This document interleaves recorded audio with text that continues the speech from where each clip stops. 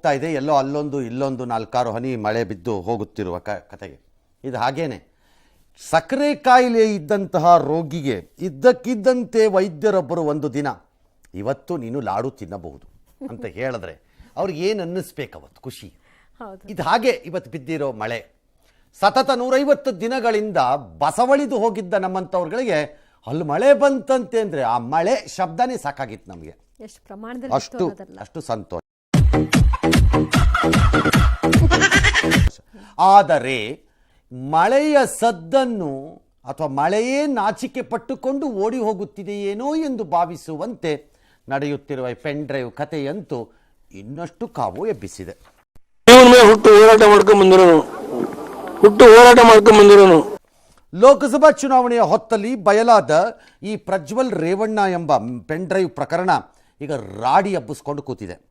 ಅದು ಹಾಗೇನೆ ಆರಂಭದ ದಿನದಲ್ಲಿ ಸಂತ್ರಸ್ತೆಯರು ಹೆಣ್ಣು ಮಕ್ಕಳ ರಕ್ಷಣೆಯೆಂದು, ನಂತರ ರಾಜಕೀಯವಾಗಿ ರಾಡಿಯು, ಅನಂತರ ನ್ಯಾಯಾಲಯಕ್ಕೆ ಹೋದ ಮೇಲೆ ಎಲ್ಲವೂ ತಿಳಿಯಾಗಿ ಯಾರದರಲ್ಲಿ ಮುಳುಗಿ ಹೋದರು ಎಂಬುದು ಗೊತ್ತೂ ಆಗದ ಸ್ಥಿತಿ. ವಿದೇಶದಲ್ಲಿರುವ ಪ್ರಜ್ವಲ್ ರೇವಣ್ಣ SIT ವಿಚಾರಣೆಗೆ ಹಾಜರಾಗಿಲ್ಲ. 7 ದಿನ ಬೇಕು ಅಂತ ನಿನ್ನೆ ಸಮಯ ಕೇಳಿದ್ರು, ಅದನ್ನು SIT ಪರಿಗಣಿಸಿಲ್ಲ. ಸೆಕ್ಷನ್ ಯಾವುದೋ 41 ಅನ್ವಯ ನೋಟಿಸ್ ಕೊಟ್ಟಿರುವ ಕಾರಣ ನೀವು ಬರಲೇಬೇಕು ನಿಗದಿತ ಸಮಯಕ್ಕೆ ಅಂತ ಹೇಳ್ಕೊಂಡಿದ್ದಾರೆ. ದೇಶದ ಎಲ್ಲ ಏರ್ಪೋರ್ಟ್ಗಳನ್ನು ಅಧಿಕಾರಿಗಳಿಗೆ ತಿಳಿಸಿದ್ದಾರೆ. ಯಾವಾಗ ವಾಪಸ್ ಬರ್ಬೋದು ಗೊತ್ತಿಲ್ಲ ಯಾರಿಗೂ. ಮೇ 15ಕ್ಕೇನೋ ಬರ್ಬೋದು ಅಂತ ಕೆಲವರ ಲೆಕ್ಕಾಚಾರ. ಇನ್ನು ಕೆಲವರು ಅಯ್ಯಯ್ಯ ಅವ್ರು ಜರ್ಮನಿಲಿ ಇಲ್ವೇ ಇಲ್ಲ, ದುಬೈಗೆ ಬಂದು ಕೂತು ಆಗೋಗಿದೆ, ಹಾರ್ಕಂಡು ಬರೋದೆ 4 ಗಂಟೆ ಕಾಲ, ಈಚೆ ಆಚೆ 3.5 ಗಂಟೆ ಅಂತ ಕೆಲವರು.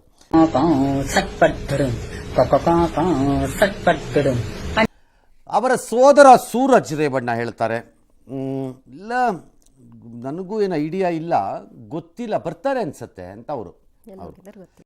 Congratulation brother. ಈ ಮಧ್ಯೆ ಅವರ ಪಾಸ್ಪೋರ್ಟ್ ರದ್ದು ಮಾಡಬೇಕು ಅಂತ CM ಸಿದ್ದರಾಮಯ್ಯ ಬರೆದ ಪತ್ರಕ್ಕೆ ವಿದೇಶಾಂಗ ಇಲಾಖೆ ಪ್ರತಿಕ್ರಿಯೆ ಕೊಟ್ಟು ಏಕಾಏಕಿ ರಾಜತಾಂತ್ರಿಕ ಪಾಸ್ಪೋರ್ಟನ್ನು ರದ್ದು ಮಾಡೋದಕ್ಕೆ ಬರೋದಿಲ್ಲ, ಕೋರ್ಟ್ ನಿರ್ದೇಶನದ ಅವಶ್ಯಕತೆ ಇದೆ ಅದಕ್ಕೆಲ್ಲ, ಈವರೆಗೂ ಅಂತ ನಮ್ಗೆ ಯಾವ ಸೂಚನೆಯೂ ಬಂದಿಲ್ಲ ಅಂತ ಸ್ಪಷ್ಟಪಡಿಸಿದೆ. ಬೊಂಬಾಟ್ ಹೇರ್ ಸ್ಟೈಲ್.